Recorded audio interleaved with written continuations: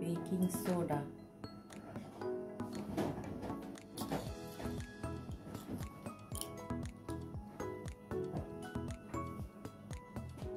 Cocoa powder,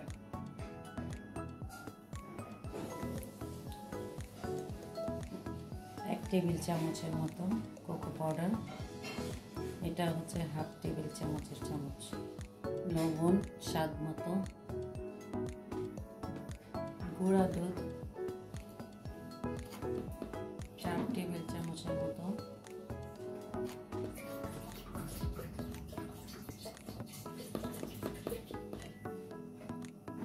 এটা যার যার টেস্ট অনুযায়ী কম বেশি করে নেওয়া যাবে। চেলে নিচ্ছি।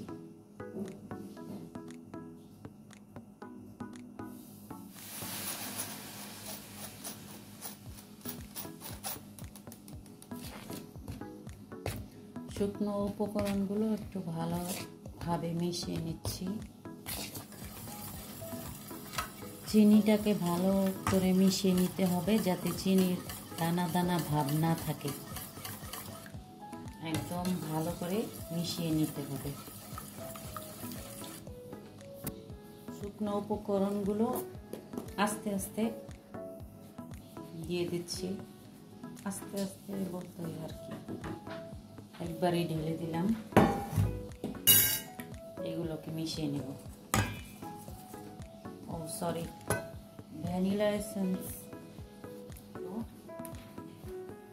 যাতে ডিমের একটা কাঁচা যে গন্ধটা আছে সেটা যেন না লাগে।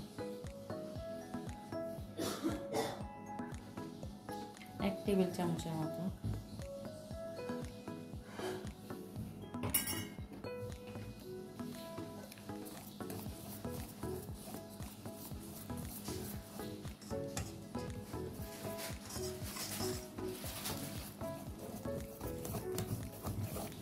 মেশানো শেষ।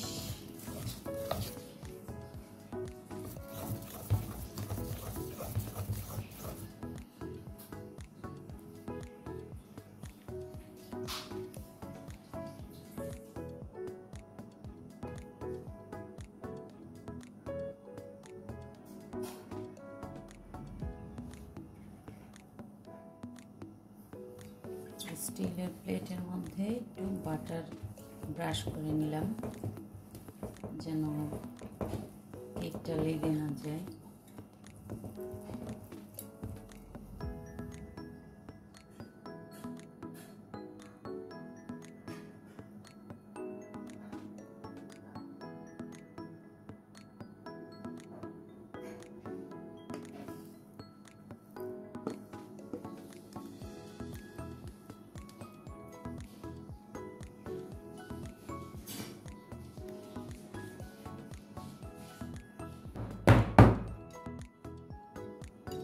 এভাবে একটু জোরে ট্যাপ করে নিলাম। চুলাতে টেস্টার বসাই নিলাম, তারপরে দিয়ে প্রিহিট হতে দিলাম 10 মিনিট। পাত্রটা গরম হোক 10 মিনিট। পাত্রটা বসাই দিলাম। এখন এটাকে প্রথমে 15 মিনিট বেক করব। চুলার আঁচটা কিন্তু একদম লো হাইতে থাকবে, লোতে থাকবে কিন্তু একটু উঁচু আঁচে থাকবে আর কি। 15 মিনিট পর মাঝখানে একটু কাঁচা আছে মনে হচ্ছে, আবারও ঢেকে দিচ্ছি 10 মিনিটের। 10 মিনিট পর এখন দেখি কেকটাকে একটু চেক করে ঠিক আছে কিনা। একদম পারফেক্ট আছে। এখন চুলাটাকে বন্ধ করে দিব, বন্ধ করে আরো 10 মিনিট ঢেকে রাখবো।